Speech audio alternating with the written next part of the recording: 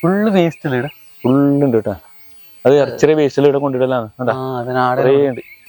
അതല്ലടാ, ഞാൻ ബീവറേജിൽ പോയ കാര്യം എന്തിനും ബാബുട്ടിനോട് പറഞ്ഞു. അത് ഞാൻ അവനെ കണ്ടോണ്ടല്ലേ പറഞ്ഞു. ഞാൻ കണ്ട കാര്യം ആരെ മൂത്തോക്കിനും പോരും. അതിന് നമ്മന്തിരി പഠിക്കുന്നു. അങ്ങനെ ഉണ്ടാ പറയല്ലേ? നിന്റെ എടുത്തേട്ടാന്ന് ആകെ പ്രശ്നമാക്കുന്നത്. അങ്ങനെ പറയാൻ പാടില്ല. എന്ത് എടുത്താട്ടോ?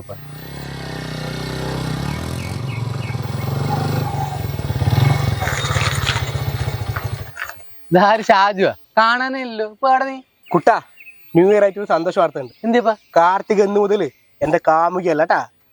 അതെയാ? അടിപൊളി തീരുമാനം. നിന്നോട് അന്നേ ഞാൻ പറയണെന്ന് വിചാരിച്ചിന്. അല്ലെങ്കിൽ ഓളെ ആരെങ്കിലും ഒഴിവാക്കോ? നീ കേൾക്കണം ഷാജു, ഇപ്രാവശ്യം ബീച്ച് ഫെസ്റ്റിവലില്ലേ ഓള് ആരും ചോക്ക് ഇറങ്ങുന്നുണ്ട് രാത്രി 12 മണിക്ക്. ശരിക്കും പറയട്ടെ, എന്നെ കണ്ടിട്ടോട് മെയിൻ ആക്കിട്ടാ. കുട്ടാ, നീ ഇവൻ വെച്ച് നടക്കുന്നതല്ലേ, നിനക്കിത് പറഞ്ഞൂടെ? ഇവിടുത്തെ തൊഴിലുറപ്പാറ് പറയുന്നുണ്ടായി ഗർഭം ഉണ്ടായതിനോലും താൽസിപ്പിച്ചതോലും അല്ല. സിക്ക് എനിക്കറിയില്ല പറയില്ല, പറയുന്നത് കേട്ടത്.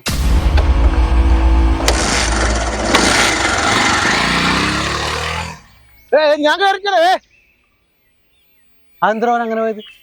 എടാ കുട്ട, നീ എന്ത് വർത്താനം ഈ പറഞ്ഞത്? എന്ത് വർത്താനം? ഇല്ലല്ലേ പറഞ്ഞത്? എന്തില്ല കാര്യം? ഓനല്ലേ പറഞ്ഞത് ഓളെ ഒഴിവാക്കി?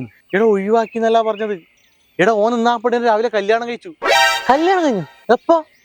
ഇപ്പൊ അവന്റെ കാമുകിയല്ല, ഇപ്പൊ അവന്റെ ഭാര്യയാണ്. രാവിലെ രജിസ്റ്റർ മാരേജ് കഴിഞ്ഞോ വരുന്നത്. അത് നീ പറയാ.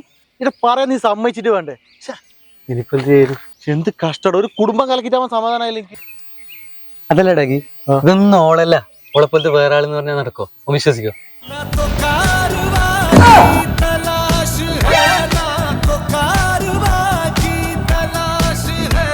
मैं तो हम सफर की तलाश